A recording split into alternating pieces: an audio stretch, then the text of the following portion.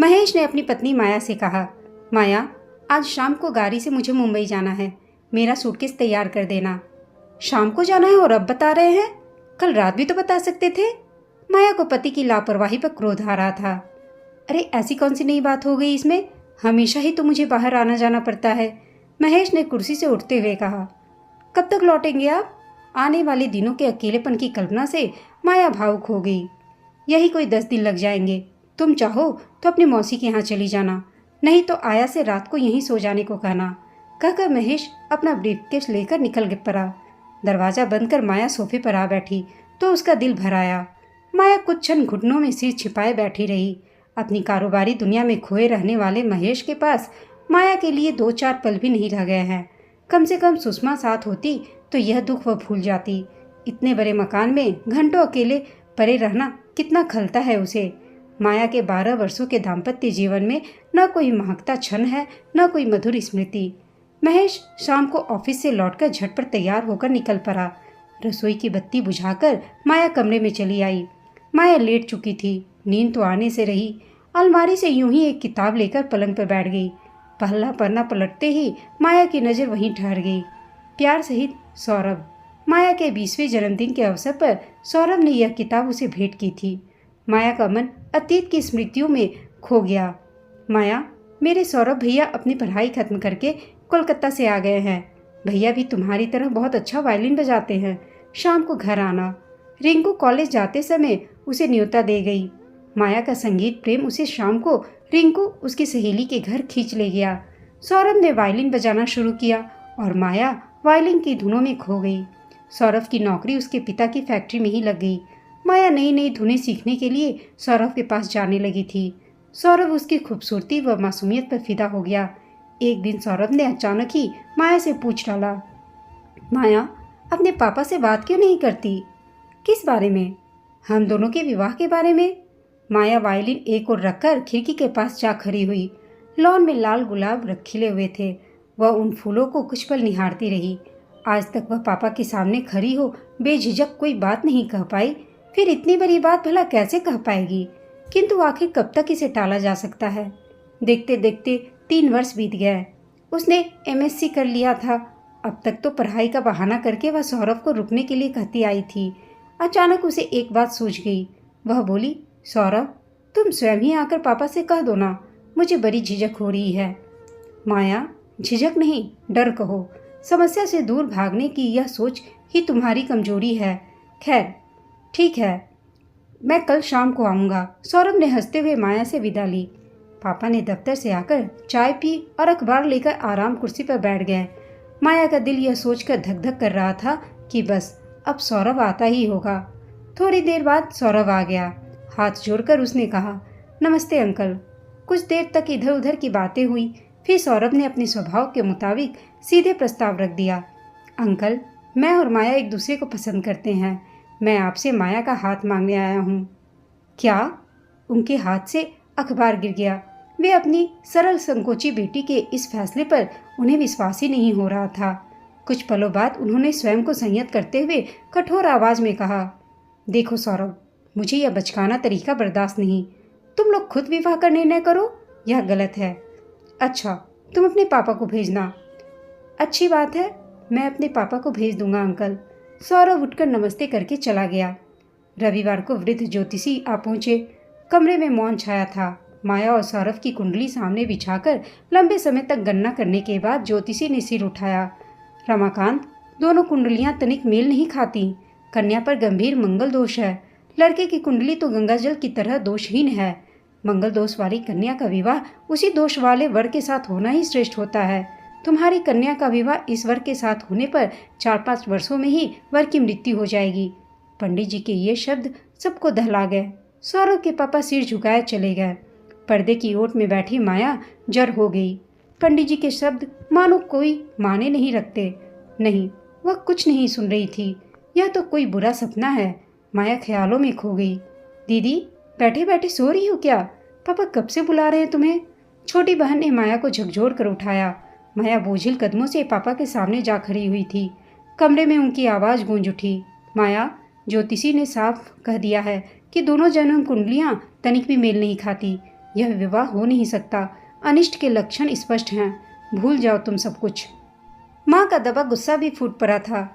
लड़की माँ बाप का लिहाज न कर स्वयंवर ढूंढने निकलेगी तो अनर्थ नहीं तो और क्या होगा। कान खोलकर सुन लो माया, उससे मेल जोल बिल्कुल बंद कर दो।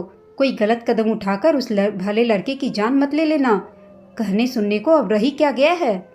माया चुपचाप अपने कमरे की ओर लौट आई। माया लॉन में बैठी पत्रिका पढ़ रही थी। मन पढ़ने में नहीं लग रहा था। माया अपने अंदर ही घुटती जा रही थी। देखते देखते 3 माह गुजर गए। न सौरभ का कोई फोन आया, न मिलने की कोशिश की। क्या करे वह। सौरभ कोलकाता में नई नौकरी के लिए जा चुका था। वह कश्मकश में थी। वह नहीं विश्वास करती थी ज्योतिषी की भविष्यवाणी पर। ज्योतिषी की बात पत्थर की लकीर है क्या। वह सौरभ से विवाह जरूर करेगी, लेकिन अगर पंडित जी की वाणी सही निकल गई तो। अशोक भैया ने पंडित जी का विरोध कर विवाह किया था। आज विधुर हुए बैठे हैं नन्ही पुत्री को लिए। ज्योतिषी का लोहा पूरा परिवार मानता है। क्या उसके परिवार में स्वार्थ की ही प्रधानता है। सौरभ के जीवन से बढ़कर क्या उसका निजी सुख है। नहीं नहीं, सौरभ के अहित की बात तो वह सपने में भी नहीं सोच सकती। सौरभ से हमेशा के लिए बिछुड़ने की बात सोचकर उसका दिल बैठा जा रहा है। तभी रिंकू दाखिल हुई। अरे रिंकू, तुम 3 महीने बाद। रिंकू उसके पास आकर कुछ पल मौन खड़ी रही। चुप्पी तोड़ते हुए रिंकू ने कहा, माया कल मेरा जन्मदिन है, छोटी सी पार्टी रखी है, घर आओगी ना। माया ने डबडबाती आंखों से रिंकू को देखा। पता नहीं माँ तुम्हारे घर जाने की अनुमति देंगी कि नहीं। रिंकू वापस चली गई तो माया ने किसी तरह माँ को मनाकर रिंकू के घर जाने की अनुमति ले ली। माया की उदासी ने शायद माँ का दिल पिघला दिया था। अगले दिन रिंकू के घर जाकर वह बेमन से ही पार्टी में भाग ले रही थी। तभी उसे लगा कि कोई उसके निकट आ बैठा है। पलटकर देखा तो हैरान रह गई थी। सौरभ, तुम। माया खुशी के मारे लगभग चीख पड़ी थी।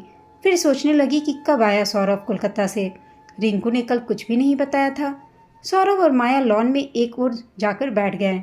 माया का जी बुरी तरह घबरा रहा था। सौरभ से इस तरह अचानक मुलाकात के लिए वह बिल्कुल तैयार नहीं थी। माया, आखिर क्या निर्णय किया है तुमने। सौरभ ने पूछा। मैं ज्योतिषियों की बात में विश्वास नहीं करता। भविष्य के किसी अनिश्चित अनिष्ट की कल्पना मात्र से वर्तमान को नष्ट करना भला कहाँ की अक्लमंदी है माया। छोड़ो अपना डर, हम विवाह जरूर करेंगे। सौरभ का स्वर दृढ़ था। माया ने कहा, ओह सौरभ, बात मेरे अनिष्ट की होती तो मैं जरा भी नहीं सोचती, लेकिन तुम्हारे अनिष्ट की बात सोचकर मेरा दिल कांप उठता है। यह कहते हुए माया की सिसकियां नहीं रुक रही थीं। माया, तुम सारा भार मुझ पर डाल दो और बस शादी के लिए हाँ कह दो। विवाह के लिए मन का मेल ग्रहों व कुंडलियों के बेतुके मेल से अधिक महत्वपूर्ण है। सौरभ के स्वर में उसका आत्मविश्वास झलक रहा था। नहीं सौरभ, नहीं, मैं किसी भी तरह मन को समझा नहीं पा रही हूँ। यह अपराध भाव लिए मैं तुम्हारे साथ नहीं जी सकती। माया ने आंसू पोंछ लिए। तो क्या मैं समझूं कि हमारे बीच जो कुछ था वह समाप्त हो गया है। ठीक है माया, सिर्फ यादों के सहारे हम जीवन की लंबी राह काट नहीं सकेंगे। जल्दी ही दूसरी जगह विवाह कर प्रसन्नता से रहना। सौरभ यह कहकर चला गया। अकेली बैठी माया बुत बनी उसे देखती रही थी। माया अपने ही कॉलेज में पढ़ाने लगी। सौरभ वापस कोलकाता चला गया, अपनी नौकरी में रम गया था। रिंकू लखनऊ चली गई थी। सप्ताह माह में बदलकर अतीत की कभी न खुलने वाली गुहा में फिसलकर बंद हुए जा रहे थे। माया दिन भर कॉलेज में व्यस्त रहती। शाम को घर लौटते ही उदासी के घेरे में घिर जाती थी। देखते देखते सौरभ से बिछड़े हुए पूरा 1 वर्ष बीत गया। एक दिन शाम को कॉलेज से लौटकर सामने रिंकू को बैठा देख माया को बड़ा आश्चर्य हुआ। रिंकू अचानक लखनऊ से कैसे आ गई। चाय पीते हुए दोनों इधर उधर की बातें करती रहीं। फिर रिंकू ने अपना पर्स खोलकर एक सुंदर सा शादी का कार्ड माया की ओर बढ़ाया। माया, अगले रविवार को सौरभ भैया की शादी है। भैया का अव्यवस्थित जीवन और अंदर ही अंदर घुलते जाना मुझसे देखा नहीं गया। मैंने बड़ी मुश्किल से उनकी शादी के लिए उन्हें तैयार कराया है। तुम तो अपनी जिद पर अड़ी हुई हो, दूसरा कोई उपाय भी तो नहीं है। रिंकू का चेहरा गंभीर हो गया था। मूर्तिवत बैठी माया को करुण नेत्रों से देखते हुए रिंकू चली गई। माया कार्ड को भावहीन नेत्रों से देखती रही। दिल में कई बातें उठने लगी उसके। क्या उसका सौरभ पराया हो गया मात्र 1 वर्ष में। सुमिता जैसी सुशील सुकन्या को पाकर सौरभ का जीवन खिल उठेगा। एक वह है जो सौरभ को की याद में घुलती जा रही है, लेकिन उसे क्रोध क्यों आ रहा है। क्या सौरभ जीवन भर कुंवारा रहकर उसके गम में बैठा रहता। ठीक ही तो किया उसने, पर उसे इतनी जल्दी क्या थी। जब तक मेरी शादी कहीं तय नहीं होती तब तक तो वो इंतजार कर ही सकता था। अभिमानी सौरभ, यह मत समझना कि सुमिता के साथ तुम ही मधुर जीवन जी सकोगे। मैं भी आऊंगी तुम्हारे घर अपने विवाह का न्योता देने, तुमसे अधिक सुंदर स्मार्ट लड़के की खोज करके। माया ने हाथ में लिए हुए कार्ड के टुकड़े टुकड़े कर डाले। माया के लिए उसके पापा ने वर ढूंढने शुरू कर दिए, लेकिन माया की नज़रों में वे खरे नहीं उतरते थे। उसकी जोड़ का एक भी तो नहीं था। माँ और पापा कितना ही समझाने की कोशिश करते, लेकिन माया नहीं झुकी। अंत में पापा ने माया के लिए वर ढूंढना छोड़ दिया, क्योंकि वहाँ भी उसके ग्रह मेल नहीं खा रहे थे। समय अपनी गति से घूमता रहा। 10 वर्ष जाने कैसे सपने से बीत गए। छोटी बहन और भाई की शादी हो चुकी थी। माया उम्र के एक ऐसे मोड़ पर आ खड़ी थी जहाँ आदर्श टूट जाते हैं, कल्पनाएं धुएं की तरह उड़ जाती हैं और जीवन अपने कटु यथार्थ के धरातल पर आ जाता है। प्यार, गुस्सा, बदला, सौरभ, सब कुछ मन के किसी अवचेतन कोने में जाकर दुबक गए थे। माया ने अनुभव किया कि अब उसे पुरुष की बलिष्ठ संरक्षक बाहों की आवश्यकता है। छोटी बहन की ससुराल से महेश आए थे। महेश ने माया से ब्याह करने का प्रस्ताव रखा। महेश का व्यक्तित्व अति सामान्य और अनाकर्षक था। उनकी अपनी एक छोटी फैक्ट्री थी। क्या इस अनाकर्षक 42 वर्षीय प्रौढ़ के लिए उसने इतनी लंबी प्रतीक्षा की थी? लेकिन अपने मन की ख्वाहिशों को दबाकर माया ने महेश का हाथ थाम लिया। विवाह के अगले वर्ष उसकी बेटी सुषमा का जन्म हुआ। माया अपनी पिछली करवाहट भूलकर बेटी में खो गई, पर माया के शांत जीवन में अचानक आंधी आ गई। महेश सुषमा को हॉस्टल में भेजना चाहते थे, क्योंकि माया उसकी ठीक से देखरेख नहीं कर पा रही थी। माया ने लाख मिन्नतें की, लेकिन महेश नहीं बदला। सुषमा के हॉस्टल में चले जाने के बाद माया गुमसुम सी हो गई। न ही वह महेश के साथ उसकी पार्टियों में जाकर घंटों बैठ पाती थी, न महेश की नीरस बातें सहन कर पाती। उसे सबसे अधिक खलती थी महेश की संगीत के प्रति अरुचि। न महेश को उसका वायलिन बजाना भाता, न ही वह संगीत कार्यक्रमों में जाता था। माया का नौकरी करना भी उसे पसंद नहीं था। न कोई रोमांस, न कोई रोमांच। माया दुख और अलगाव में जीते जीते पत्थर सी हो गई थी। बीबी जी, चाय बना लाऊं? दूध आ गया है। नौकरानी की आवाज़ से माया की तंद्रा टूटी और वह वर्तमान में लौट आई। सिर भारी हो आया। अकेले 10 दिन वह नहीं रहेगी घर में, मौसी के यहाँ चली जाएगी। नौकरानी से चाय बनाने के लिए कहकर माया हाथ मुंह धोने चली गई और फिर सोचा कि गाड़ी निकालकर वह मौसी के यहाँ चली जाएगी। माया ने अपनी गाड़ी निकाली और फल खरीदने के लिए स्टोर में घुस गई। कार्ड पेमेंट है। पेमेंट के लिए लाइन में खड़ी माया यह आवाज़ सुनकर चौंक उठी। लाइन में आगे खड़ी रिंकू को देखा। रिंकू? माया खुश होकर जोर से बोली। रिंकू ने माया को बाहों में भर लिया। पेमेंट कर रिंकू माया की गाड़ी में आ बैठी। रिंकू अपना किस्सा सुनाने लगी। उसने रिसर्च पूरा कर लिया था। उसी दौरान उसकी शादी हो गई।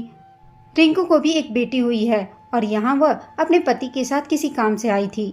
रिंकू ने भी माया के बारे में जानना चाहा। खोद खोद कर उसकी निजी जिंदगी के संबंध में पूछने लगी। कई वर्षों बाद किसी अपने ने उसकी दुखती रग पर हाथ रखा था, सो माया का मन मर्यादा त्याग कर उम्र पर आ। रिंकू, मैं पूरा जीवन भटकती ही रह गई। मुझे कुछ भी तो नहीं मिला। आखिरकार मेरा अपना बनकर कोई भी तो न रहा। मेरे चारों ओर है केवल उदासी, उलझन, तनाव। मैं जाने कब टूटकर बिखर जाऊं। कहते कहते माया सिसक रही थी। रिंकू सिसकती माया को चुपचाप देखती रही। रोने दो, जी भर के रो लो। बरसों की घुटन आंखों की राह बह जाए तो माया का तनाव कुछ कम तो हो जाएगा। कक्षा में सबसे आगे रहने वाली माया की कुशाग्र बुद्धि उसे जीवन संग्राम में विजयी बनने की राह नहीं दिखा सकी। रिंकू ने माया के कंधों पर हाथ रखा। माया सिर उठाकर भरे नेत्रों से रिंकू की ओर देख रही थी। माया, क्या इस सारे बिखराव का कारण तुम स्वयं नहीं हो? तुमने निर्णय करने और जोखिम मोल लेने की तुममें हिम्मत ही नहीं थी। किसी ज्योतिषी की ग्रह गणना में तो तुम्हें विश्वास था, लेकिन सौरभ के आश्वासनों पर, उसके दृढ़ संकल्पों पर तुम विश्वास नहीं कर सकी। तुम्हें पता है, हमने न सौरभ के ब्याह में जन्म पत्रियां मिलवाई और न ही मेरे ब्याह में। फिर भी हम सब सुखी दाम्पत्य जीवन व्यतीत कर रहे हैं। माया, सच्चाई यह है कि तुम्हारे अंतर्मन में सौरभ निराकार रूप में आज भी व्याप्त है। मन की यही गांठ महेश के साथ सुखद और आनंदमय जीवन जीने में तुम्हें निरंतर रोक रही है। रिंकू कुछ देर मौन बैठी रही, फिर माया के माथे पर आए पसीने की बूंदों को पोंछते हुए बोली। माया, जरा सोचो तो, आखिर महेश में ऐसी क्या कमी है? वे व्यस्त व्यवसायी हैं। उनके व्यवहार में उनका अपना संस्कार छाया हुआ है। संस्कारों को आसानी से बदला भी तो नहीं जा सकता। सुषमा को उन्होंने हॉस्टल उसके अच्छे भविष्य के लिए ही भेजा है। माया, जरा सोचो, क्या तुमने अपने पति के साथ न्याय किया है? न कभी उनके व्यवसाय में दिलचस्पी ली, न उनके दोस्तों में। तुम्हारा सानिध्य तो महेश को कभी मिला ही नहीं। माया, न तो तुम में सौरभ से ब्याह करने की हिम्मत थी, न ही उसकी स्मृति में अकेले दृढ़ जीवन बिताने का साहस। तुम स्वयं को भी समझ नहीं पाई। रिंकू एक सांस में ही इतना कुछ कहकर हाँफने लगी थी। कुछ पल तक दोनों मौन बैठी सजल नैनों से सड़क की ओर देखती रही। रिंकू ने घड़ी की ओर देखा, फिर झट गाड़ी से उतर पड़ी और उसके कंधे पर हाथ रखकर बोली, माया देर हो रही है, मैं चलूं? कम से कम जीवन के बचे चंद दिनों को अब महेश के साथ प्रसन्नता से जी लो। माया ने रुमाल निकालकर अच्छी तरह चेहरा पोंछ लिया। आकाश से छठे बादलों की तरह उसे अपना मन साफ लगा। महेश, सुषमा, महेश का व्यवसाय, सब कुछ तो उसका अपना है। अब वह नहीं बिखरेगी, नहीं भटकेगी। उसे तो अभी बहुत कुछ करना है, अपने लिए, अपने पति के लिए और अपनी बेटी के लिए। उसने अपनी बेटी को अपने पास बुला लिया और पति के आने के बाद उसके साथ खुशी खुशी रहने लगी। दोस्तों, आपको यह कहानी कैसी लगी कमेंट करके बताइएगा। साथ ही कहानी अच्छी लगी हो तो इसे लाइक, शेयर और चैनल को सब्सक्राइब अवश्य कीजिएगा। कहानी सुनने के लिए आप सबका धन्यवाद।